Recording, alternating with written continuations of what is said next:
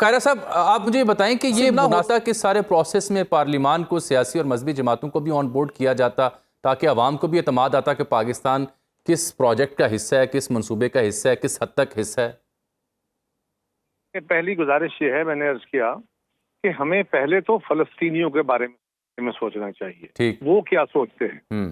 Stake holder वो हैं। पाकिस्तान की मजहबी जमातें में और आप स्टेक होल्डर नहीं हैं। हम उनकी सपोर्ट में हैं और दो सूरतों में, एक मुसलमान ब्रदर हैं और दूसरा इंसानियत के नाते उनके सपोर्टर हैं। अब इसके ऊपर हमारे यहाँ एक बड़ा अजीब सा रवैया होता है जी। हम इंतहाई आगे चले जाते हैं।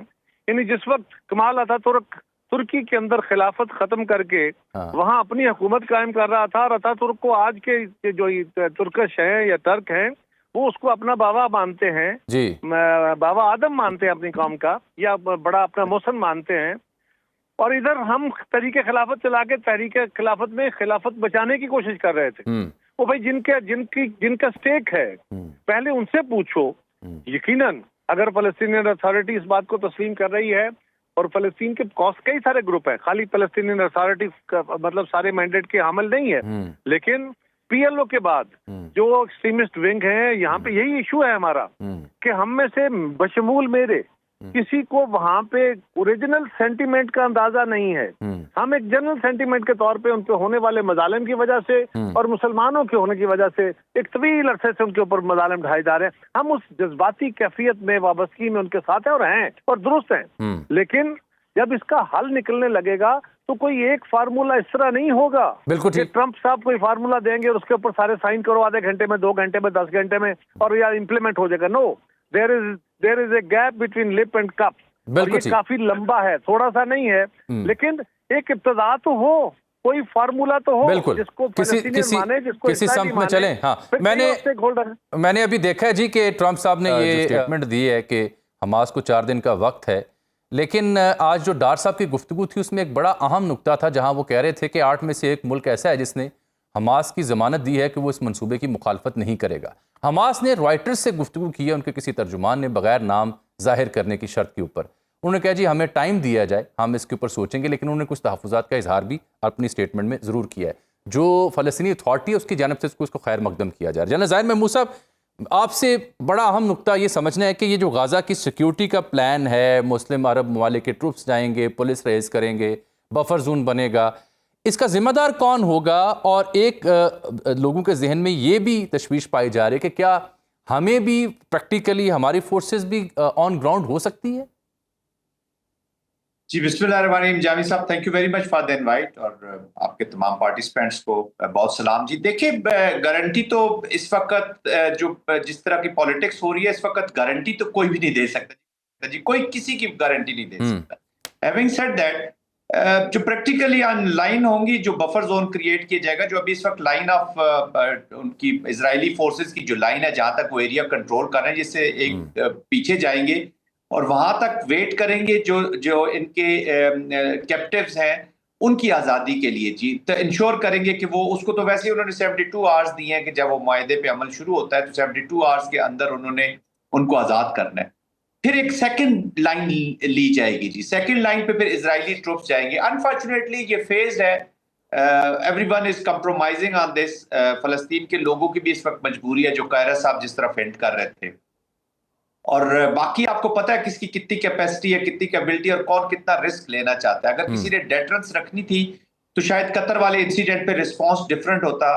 मे बी अब नेक्स्ट जब एक्शन करेगा कोई इजराइल, खुदा ना खास्ता, तो फिर उसका रिस्पांस बताएगा, अरब वर्ल्ड की एक मूड बताएगा किस तरफ जा रहा है। फिर सेकंड रेड लाइन पे जब ये आएंगे तो उस वक्त जो सिक्योरिटी फोर्सेज हैं जी, ये फिर टेक ओवर कर लेंगी जो मुस्लिम ममालिक की होंगी। पॉलिटिकल कंट्रोल प्रेसिडेंट ट्रंप ने अपने पास रखा है जी, जो पूरा इसका जो डायलॉग को और मिलिट्री दोनों को, डिप्लोमेसी और मिलिट्री एंड पॉलिटिक्स तीनों को वो वहां से गाइड करेंगे। बिल्कुल ठीक। जनरल तारिक रशीद साहब, इसमें जितनी भी निकात हैं 20, उसमें बार बार यानी हमास से मुतालबा किया गया है, अरब इस्लामी ममालिक से मुतालबा किया गया है, चाहे वो रिहेबिलिटेशन का मामला हो या फिर सिक्योरिटी का मामला हो, लेकिन इसमें कहीं भी जो इजरायलियन एग्रेशन है उसके रोकथाम का जिक्र नहीं है।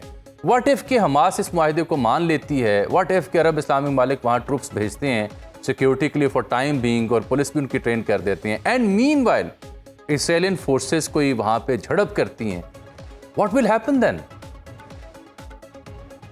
देखिए ये बड़े इंपॉर्टेंट क्वेश्चंस हैं। मैं आपके सामने चंद चीजें रखना चाहता हूँ। जी प्लीज। जैसे कायरा साहब बात कर रहे थे और जाहिद साहब बात कर रहे थे, हमें देखिए जज्बातियत से हट के पाकिस्तान की मफाद को आगे रख के पाकिस्तान की पॉलिसीज को और स्टैंड लेना चाहिए।